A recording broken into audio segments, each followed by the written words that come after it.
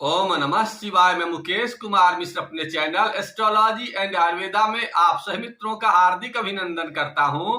और आज आप सभी मित्रों के समक्ष हम जो टॉपिक को लेकर के आए उस टॉपिक का नाम है सोमवार को क्या करें और क्या न करें। जैसा कि आप सभी मित्र जानते हैं कि सोमवार का जो संबंध होता है वो चंद्रमा ग्रह से होता है, और चंद्रमा ग्रह की प्रकृति को जानकर अगर सोमवार को काम किया जाए तो चंद्रमा जनित जितनी भी समस्याएं हैं उन सब समस्याओं का समापन हो जाता है। तो सबसे पहले अब यह बात करते हैं कि चंद्रमा की प्रकृति कैसी होती है। तो चंद्रमा का जो स्वभाव होता है, आप लोग आकाश में जब भी देखेंगे तो चंद्रमा जो उगता है तो धीरे धीरे करके आकाश में बड़ा होता है। 15 दिन वो बड़ा होता है और 15 दिन छोटा होता है। इसका मतलब यह हुआ कि चंद्रमा का जो स्वभाव होता है वो अस्थिर होता है।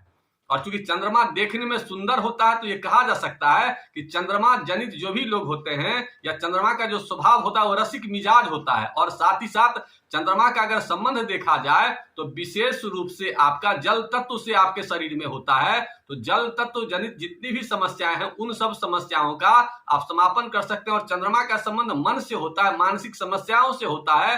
तो इस प्रकार के जो संबंध होते हैं वो चंद्रमा के नेचर होते हैं। अब यह बात करते हैं कि चंद्रमा का रिश्ता कौन सा होता है। तो चंद्रमा का विशेष संबंध मां से होता है। तो मां जनित जितनी भी समस्याएं हैं उन सब समस्याओं का समापन आप चंद्रमा को मजबूत करके कर सकते हैं। अब यह बात करते हैं कि चंद्रमा का रंग कैसा होता है। तो चंद्रमा का जो विशेष रंग होता है वो दूधिया रंग का होता है। क्योंकि दूध चंद्रमा की वस्तुएं हैं, विशेषता आपका चांदी विशेषता वस्तुएं चंद्रमा की हैं। तो चंद्रमा का जो वस्तु होता है वो चावल भी होता है, तो सबका कलर व्हाइट ही होता है। और चंद्रमा का इसीलिए वस्त्र विशेषता सफेद रंग को ही माना गया है। और विशेषता दूधिया सफेदी उन्हें विशेष रूप से पसंद है। तो सोमवार को ये प्रयास करना चाहिए कि दूधिया रंग का कपड़ा विशेष रूप से पहनेंगे तो विशेष आपको फल की प्राप्ति होगी। इसके अलावा अब यह बात करते हैं कि सोमवार को यात्रा किधर करना चाहिए। तो सोमवार को सब तरफ यात्रा करिए, लेकिन पूरब की ओर यात्रा नहीं करिए। पूरब की यात्रा करने से विशेष प्रकार के नुकसान की संभावना होती है। अगर किसी विशेष परिस्थिति में जाना हो तो ऐसे में आप दर्पण को देख करके सोमवार को यात्रा करेंगे तो उसके दोष में कमी होती है। अब यह बात करते हैं कि चंद्रमा की वस्तुएं कौन कौन सी होती है। तो विशेषता आपकी चावल को माना गया है, चांदी को माना गया है, पानी को माना गया है। सफेद वस्तुएं जितनी भी हैं विशेष रूप से जलीय वाला वो सब चंद्रमा के अधिकार क्षेत्र में होते हैं। अब यह बात करते हैं कि चंद्रमा का दान किसको करना चाहिए। तो माँ को अगर चंद्रमा का दान, चंद्रमा की वस्तुएं से पानी का दान करते हैं, चांदी का दान करते हैं, चावल का दान करते हैं तो विशेष रूप से आपके चंद्रदेव प्रसन्न होते हैं। अब चंद्रमा के भगवान की बात करते हैं तो चंद्रमा के भगवान शिव को माना गया है। और शिव को जो विशेष रूप से सोमवार को आप पूजा करते हैं, आराधना करते हैं, उन पर अगर जल से अभिषेक करते हैं, दूध से अभिषेक करते हैं तो विशेष रूप से वो प्रसन्न होते हैं। अब यह बात करते हैं कि उनका विशेष मंत्र क्या होता है सोमवार के लिए, चंद्रमा के लिए। तो विशेष रूप से जो मंत्र है ओम श्राम श्रीम श्रोम सह चंद्रमसे नमः स्वाहा, इस मंत्र का जाप करने से चंद्रदेव विशेष रूप से प्रसन्न होते हैं। ये मंत्र अगर बड़ा लगे तो छोटा मंत्र भी शास्त्र में लिखा गया, वो मंत्र है ओम सोम सोमाय नमः स्वाहा। या अगर ये भी भारी लगे तो भगवान शिव का प्रिय मंत्र ओम नमः शिवाय, इस मंत्र का भी अगर आप जाप करते हैं तो विशेष रूप से चंद्रमा जनित जो भी समस्याएं होती उन सब समस्याओं का समापन होता है।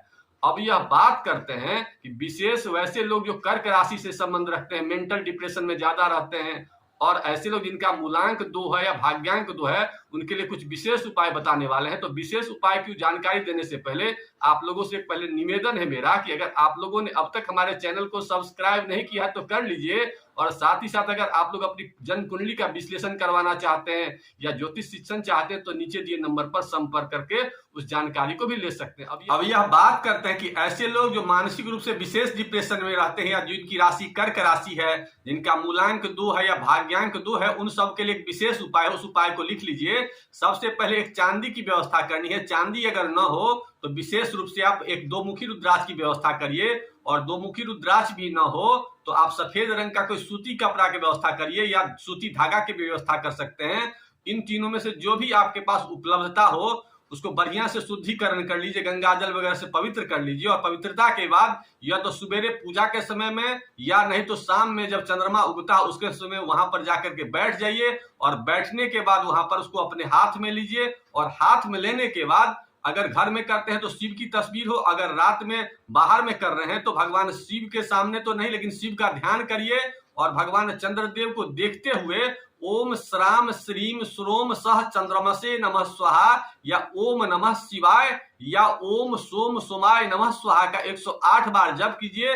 ज्यादा भी होगा तो नुकसान नहीं, लेकिन कम से कम 108 बार करिए। उसके बाद उसको बढ़िया से पूजा वगैरह के मानसिक शुद्धिकरण कर लीजिए। उसके बाद उसको वहीं पर अगर माँ उपलब्ध हो तो माँ के द्वारा उसको अपने शरीर में धारण करवा लीजिए।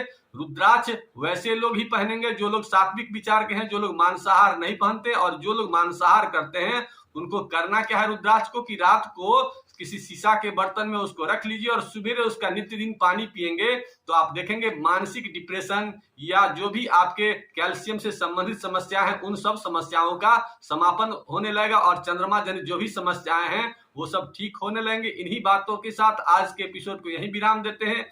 आप लोगों के मन में किसी प्रकार की कोई शंका हो, किसी प्रकार की कोई क्वेश्चन हो तो उसे कमेंट बॉक्स में डालिए। मैं उस शंका का समाधान करने की कोशिश करूंगा। इन्हीं बातों के साथ आज के एपिसोड को यहीं विराम देते हैं। आप लोगों ने वीडियो देखा इसके लिए बहुत बहुत धन्यवाद। ओम नमः।